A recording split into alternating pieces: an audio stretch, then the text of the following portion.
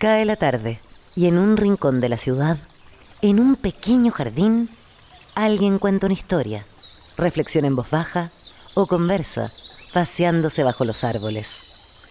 Es hora de volver a casa, bajar la velocidad y darle tiempo al tiempo. Christian Warnken nos abre la verja de su jardín para que respiremos aire puro y oxigenemos el espíritu. En Pauta, aquí comienza Desde el Jardín.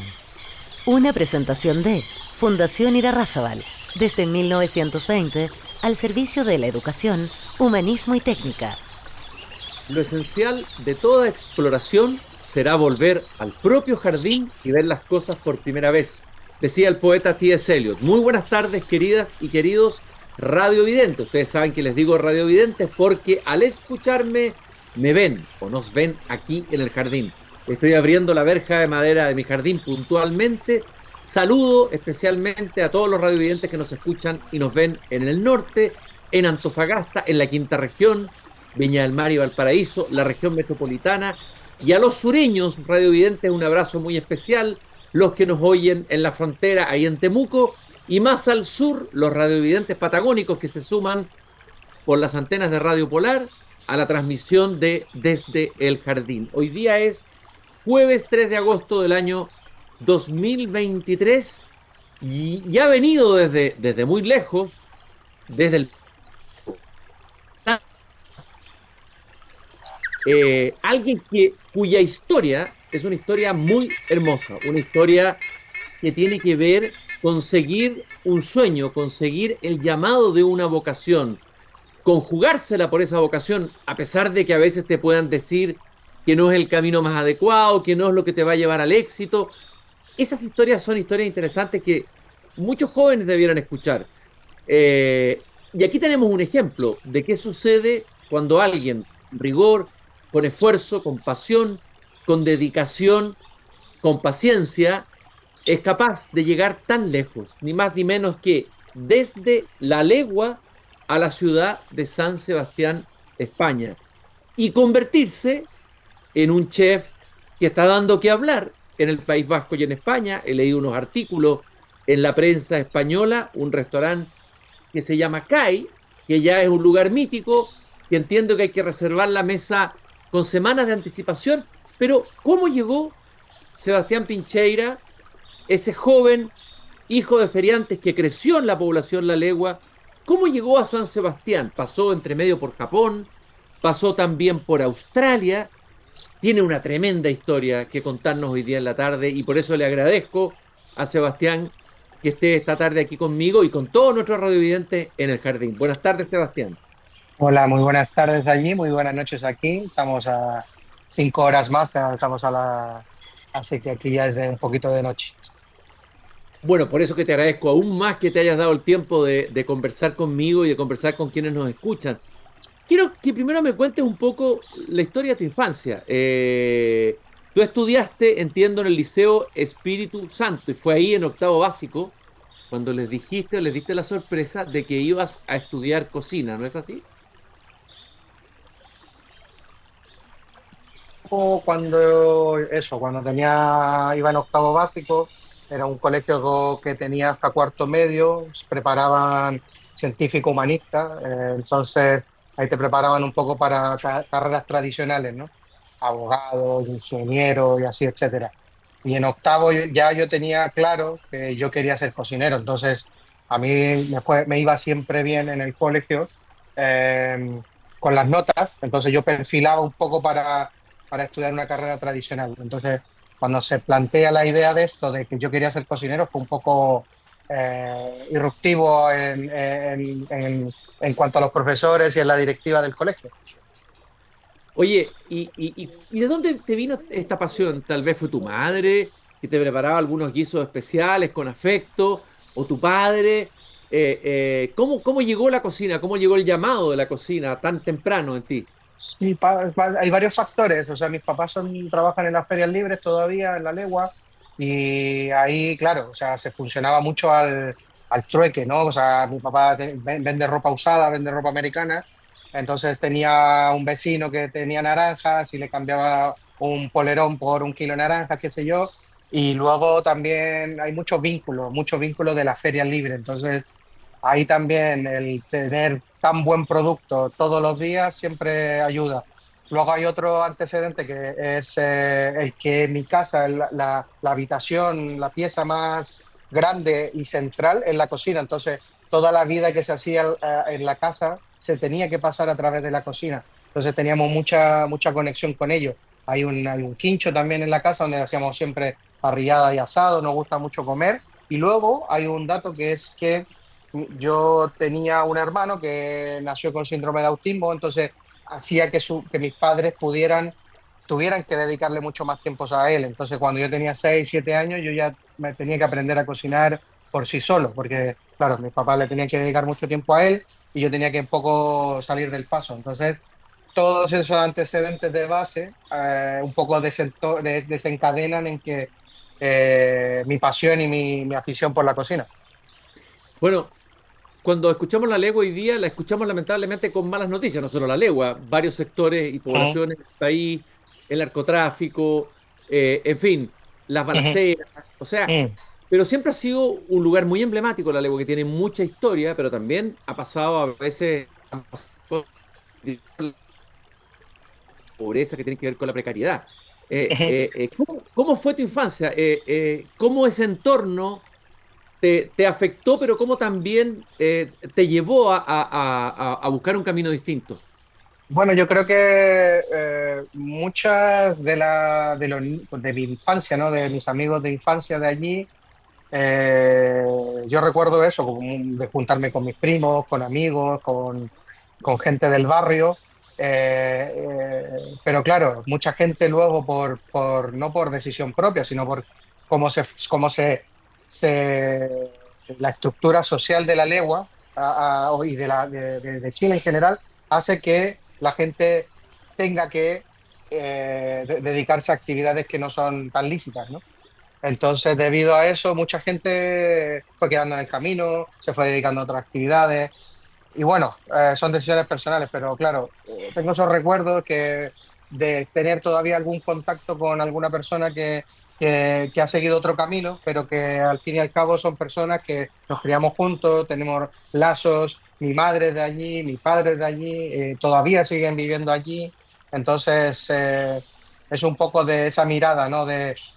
No, de esa toma de decisiones o ese punto en el que tú vas para un camino o tomas otro, ¿sabes? Y lo que se te va enfrentando del día a día es un tema complejo a la hora de poder decir por qué ir hacia aquí, como el fin, ¿no? Como ahora tú dices, el éxito del restaurante en España, ¿no? Que ha ido paso a paso, llegado a que yo pueda estar aquí. Es súper complejo. Mm. Sebastián, lo que sí tengo claro por lo que he leído en otras entrevistas es que tus padres, a pesar de que eran padres sacrificados, muy Mm. trabajadores, eran padres presentes. O sea, hay una mezcla Ah, de sacrificio por la familia y al mismo tiempo presencia, que yo creo que es un elemento eso es. clave, ¿no? Yo creo que es clave, o sea, estar allí, el levantarse todas las mañanas a dejarme al colegio, no importando si estaba lloviendo, si hacía frío, ¿sabes? Yo trato de eso hacerlo ahora con mis 2 hijos, que uno tiene 2 años y otro tiene 3, al cumplir, de esa imagen, ¿no? De la presencia presente, ¿no? Del estar aquí y ahora, de no solamente ser una figura nominal, ¿no? De un padre o una madre, sino que fueron personas muy presentes que me fueron guiando por ese camino del sacrificio, del esfuerzo, de un poco trabajar para lo que uno quiere, de compartirlo, de la comunidad también, valores que son muy bonitos. Oye, te voy a preguntar algo. Fíjate que yo tengo un hijo chef, uno de mis Ujú, hijos se dedicó a eso. Y siempre él tiene recuerdos idílicos de ciertos platos que yo le preparaba, que yo considero que eran ujú. platos bien mediocres, pero él los tiene idealizados y dice que lo marcaron. Pero ¿cuáles fueron los platos que tú recuerdas con nostalgia de tu infancia que te gustaría volver a comer apenas pudiera? Un plato que te preparara tu madre, un plato Ah. tradicional chileno. Eso me gustaría que me contaras. Yo creo que siempre que voy a Chile, bueno, yo ya llevo 13 años fuera de Chile. Las veces que vuelvo me esperan con charquicán. con huevo. Ese El es mítico Charky como, Khan, el mítico Charky Khan. sí, el charquí con huevo. Eso para mí es simpleza, humildad, honestidad, es sabor, es todo. O sea, es algo que la comida te mueve fibras, ¿no? Te lleva recuerdos. Eso es lo que estamos haciendo ahora, que es un poco imaginando que estamos en un jardín. La cocina también te lleva a momentos, a sitios, a anécdotas, a historias, a los olores de la cocina. Es muy bonito lo de la cocina. Fíjate que tú ahí tomaste una decisión, contabas, Ujú. seguramente tus profesores o el director de colegio, tú tenías buenas calificaciones, o sea, el Mm, camino tuyo era seguir una carrera tradicional. Y tomas este otro camino, sorprendes a todos, ¿no?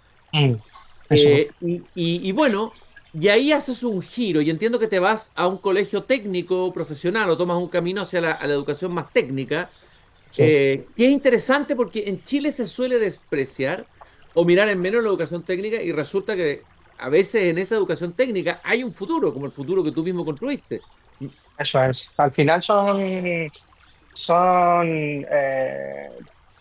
son carreras que, claro, es como el que no le alcanzó para ser abogado, ser ingeniero, arquitecto, etcétera, una carrera tradicional para englobarla, se dedica a esta actividad y va a un colegio técnico, como mal mirado, como tantas cosas que no deberían ser mal miradas en Chile, que uno cuando sale, vive y está vinculado en otros lugares, se da cuenta que hay ciertas cosas que no deberían ser de la manera que se desarrollan en Chile.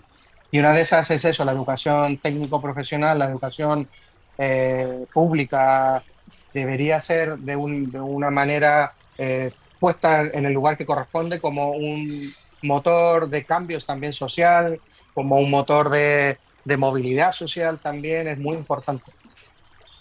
Sebastián, bueno, hay un hito en tu vida y es cuando me voy a saltar varias etapas, pero Ujú. bueno, entiendo que tienes contacto, tomas contacto con una academia, la Academia Juanita Elton, ¿no? Conoces a un profesor que es de esa academia, la famosa Academia Juanita Elton. Sí, bueno, ahora ya no está, ya estuvo en su tiempo allí en Rotonda Estoril, que el otro día en una entrevista dije Rotonda Estoril y me dijeron, bueno, no existe la Rotonda Estoril, ya no está. Y claro, ahí conozco a un profesor que me dice, que me da un poco las bases, ¿no? Para estudiar un poco una carrera ya y dedicarme a esto más profesionalmente. Al principio yo iba como, bueno, me gusta esto y tenía 17 años, o sea, tampoco tenía mucha claridad en cuanto a visualizar cuán más adelante podía llegar a dedicarme a esto, pero iba yo como un poco en el día a día, en el que estoy disfrutando lo que hago, estoy disfrutando yendo a estas clases de cocina donde enseñan técnicas, cocciones, etcétera. Y él fue fundamental, que bueno, son dos, básicamente, bueno, tendría que nombrarlo a todos, si no se van a molestar un poco. Sería Raúl Seura, David Calquín, profesor Agustín Riquelme, Patricio Verdía, para que no se me enojen. Carmen Gloria González, ¿Y qué, son qué es, profesores claves para mí. qué es lo más importante del oficio de cocinero, que tú consideres de chef, digamos, que tú consideres, Ujú. si tienes que colocar dos o tres conocimientos que fueron claves para ti, que hay un antes y un después, que te cambiaron en tu manera de entender y profundizar Yo, el oficio? yo creo que conocer la cocina japonesa, que es una rama de toda la gastronomía en general, fue la disciplina. Yo creo que la cocina japonesa, la disciplina, la rigurosidad, el dedicarse, ¿no? El abrazar un oficio, ¿no? Una técnica de cortar pescado, de dedicarle tiempo, de ir al mercado todos los días en la mañana, de comprar tú el producto. Yo creo que esa pasión, ¿no? Esa dedicación, ese amar una profesión, yo creo que eso es lo más bonito que yo he encontrado en la gastronomía, que hasta el día de hoy sigo gozando. O sea, es como yo no me aburro de hacer cortar pescado, de ir al mercado a hablar con la gente en los puestos de aquí. Entonces tengo muy buena relación con el que me trae la cebolla, con el que me trae el pescado, porque es como que me vuelve a esa parte mía de mi infancia. Oye, tú de alguna manera abrazaste la cultura japonesa, entraste dentro de una cultura distinta. completamente distinta. ¿Y qué es lo que aprendiste de esa cultura para ti, como persona? Sí, yo creo que en cuanto a lo que te mencionaba, un poco esa disciplina, ¿no? La rigurosidad, el dedicarse a algo, llevarlo a la maestría, tener paciencia, ¿no? Que todos los procesos se tienen que ir fraguando y se tienen que ir haciendo de una manera paulatina, no como ahora que las generaciones un poco actuales, eso es todo rápido, ¿no? Quiere todo inmediato, quiere todo ya y no tiene esa paciencia, esa dedicación, ¿no? Yo me dedico a esto hace 20 años. Eh, y recién ahora estoy llegando, entonces ahora recién vienen las entrevistas, recién ahora viene esto, pero son 20 años de pasarlo mal, entre comillas, de guerrear, de luchar hasta ahora. Entonces, cuando generaciones actuales ven resultados, quieren llegar lo más rápido a este resultado. Entonces, eso yo creo que es lo que más yo he aprendido de la gastronomía japonesa, de dedicación, la paciencia, eso, el disfrutar del trayecto también. Y si tuvieras que escoger, me imagino que te has especializado, a ver, has tenido varias experiencias, y vamos a hablar en distintos restaurantes japoneses o de comida japonesa en Chile, pero también en Japón tiene una experiencia. ¿Cuál es el plato que a ti te sorprende más o te ha sorprendido más, digamos, más Sí, japonés? yo creo que el plato japonés el que más disfruto son los nigiris, yo creo. Que es un poco lo más simple, o sea, si tú lo ves, es arroz y pescado y ya. Pero dentro de esa simpleza, tú puedes llegar a una complejidad de pasos y de procesos infinitos. O sea, llegar a una maestría de cómo cocino el arroz, qué temporada es del arroz, qué temperatura, qué corte, qué fecha, qué estación. O sea, simple, pero súper complejo. Entonces, y luego cuando te lo echas a la boca, yo por lo menos generas una sensibilidad frente a esa simpleza que te sientas y ¡guau! Son mini bocados, pero que te transmiten muchas cosas. Entiendo que tu primer trabajo fue en Sushiban, donde yo a veces pedía, muchas veces iba Ajá. a comer sushi allá, y que llegaste y no tenías, no habías hecho, creo, nunca un sushi, o si lo habías hecho, era algo Ah. muy provisorio y precario. ¿Qué pasó ahí? ¿Cómo fue esa experiencia? Bueno, ahí hay que hacer una pequeña excepción, es Sushi House, porque si no Sushi House, perdón, Sushi eso House, eso disculpa. es, si no se me enoja. Sí. En Sushi House, eso, llegué de aprendiz, tenía que pagarme los estudios en la academia. Me puse a trabajar en Colón con la capitanía, en uno que estaba ahí, uno pequeñito, en el Sushi House. Eh, y nada, aprender desde cero, o sea, no sabía hacer el arroz, no sabía cortar pescado, etcétera, etcétera. Pues yo quería aprender, tenía un hambre de querer aprender y también una necesidad de que yo tenía que trabajar para pagarme los estudios y que de ahí desemboca también una necesidad, ¿no? De aprender y a pagarme, pero también de aprender por una vocación y un gusto por la cocina. Bueno, y vas y llegas a Japón, ¿no es cierto? Entras a trabajar con otros chefs japoneses. Eres el único, entiendo, no japonés. Eso tiene que haber sido impresionante. ¿Cómo fue Eso eso? es. Cuéntanos. Creo que en un Bueno, resort de nieve, en un lugar con mucho frío, ¿no? sí, ¿Cómo fue aquella experiencia? eso era en el norte de Japón, que antes de allí había trabajado yo 5 años en Australia con chefs japoneses y uno de ellos se va a Japón a abrir su propio restaurante en el norte de Japón, en un sitio de nieve, donde todos los días hacían -20, -25 grados. Trabajábamos 100 horas a la semana, 100. Eso siempre lo tengo ahí en mi mente. Me pagaban las 100 horas, claro, o sea, no trabajaba gratis. Y luego ese camino, ¿no? De llegar allí un poco como meta, ¿no? De decir, vale, no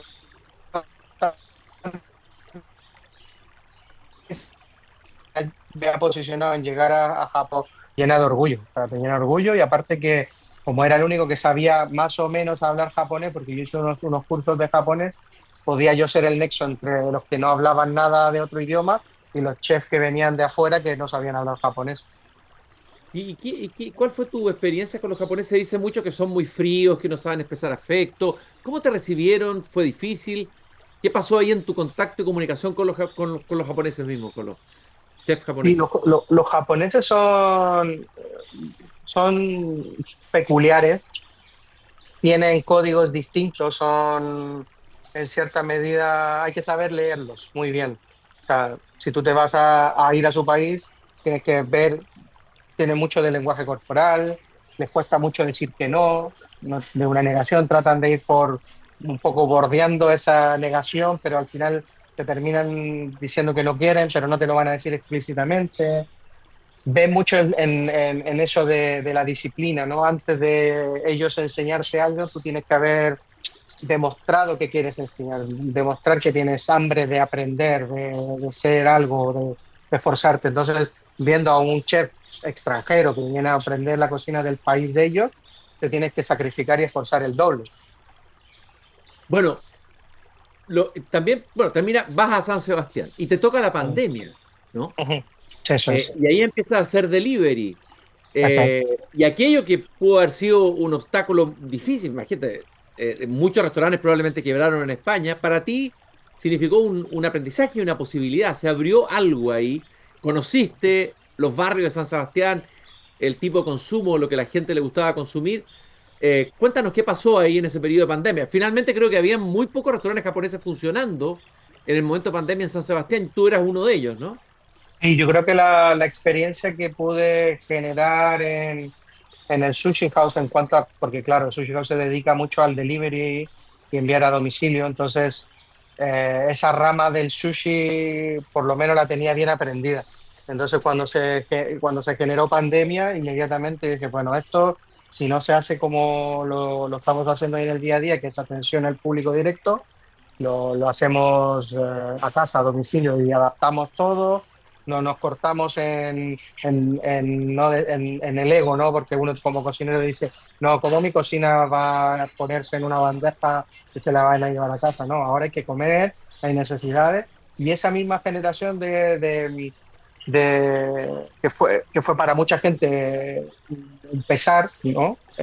Para todos, en verdad, puedes tú darle la vuelta y de alguna manera darle una vuelta y decir, este es el mejor momento para yo conocer la ciudad, de que la gente me conozca y yo conocer qué es lo que está dispuesto a pagar por lo que yo estoy entregando. Obviamente en una situación límite y extrema que había que tener muchos cuidados para desarrollarlo. Bueno, y ahí nace Kai. Me gustaría que nos explicara el concepto, la imagen de Kai. Entiendo que puede significar muelle de un puerto, pero también océano. Hay varias palabras japonesas que tienen a veces ese doble sentido. ¿Por qué Kai? ¿Por qué escogiste ese nombre? La palabra kai es un poco, tiene un significado en euskera, que es el idioma local de aquí del País Vasco, que significa puerto, ¿no? Y luego en japonés, kai también significa océano. Entonces, justo venía como esa conceptualización de venir de este viaje, ¿no? De Chile, salir a Australia, ir a Japón y luego llegar a este puerto, ¿no? Que es San Sebastián, que te acoge, te recibe, le gusta lo que tú generas, tus haces, y luego eso, era como un poco unir dos mundos, unir una historia, llegar a un lugar donde echas raíces, donde te reciben, te acogen, es muy bonito. Por eso quisimos elegir esa palabra porque tiene mucho significado en todos los sentidos. ¿Y qué es lo que hace de Kai un restaurante tan atractivo que haya que reservar la mesa? Creo que son veintitantas mesas, me parece, el restaurante, que haya que Sí, reservar con anticipación. Pero qué es lo que ha cautivado o qué es la impronta, el sello de la gastronomía que se ofrece ahí en Kai? yo creo que bueno, el restaurante tiene 26 asientos, es pequeñito. La gente, yo creo que de aquí del País Vasco, los vascos, los donostiarros sobre todo, que la gente de San Sebastián, Donosti, lo que más les gusta es un poco la honestidad. O sea, ellos disfrutan mucho de la gastronomía en la ciudad, en la segunda ciudad en el mundo con más estrellas Michelin per cápita. Entonces, hablas de una ciudad donde la gente sabe comer, ha ido a 3 estrellas Michelin, 2 estrellas Michelin, o sea, la ciudad es el atractivo turístico venir a comer. Entonces, la gente aquí valora la honestidad, que buen producto, buena técnica, el servicio también lo premia mucho porque la gran mayoría de nosotros también somos de Chile, entonces tenemos un carisma y una llegada con la gente de aquí que, que,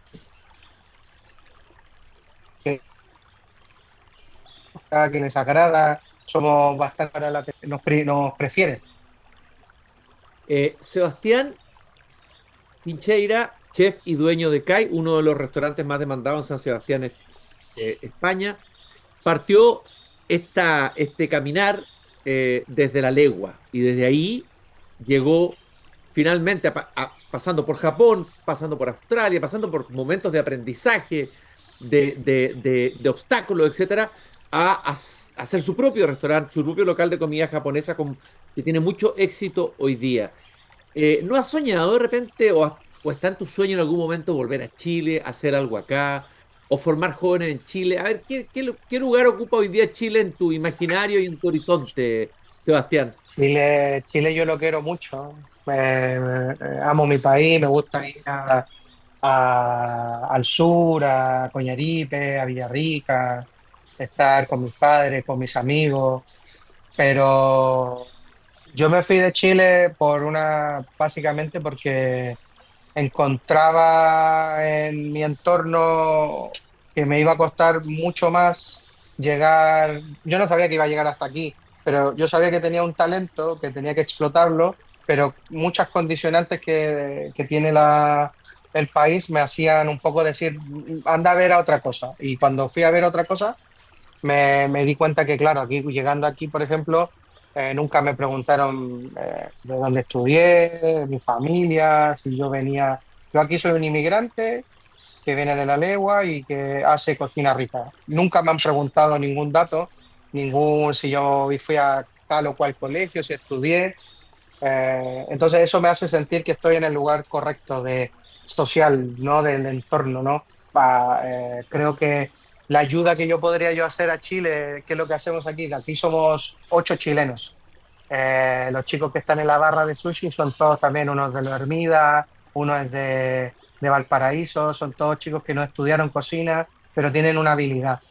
Entonces trato yo de si yo fui un poco por esta senda de sacrificarme, de luchar, de si yo veo a alguien de Chile o de donde sea, la verdad, que tiene esa hambre, ¿no? Esas ganas y que la vida se le puso en contra, tratar de ayudarle desde donde estoy yo ahora.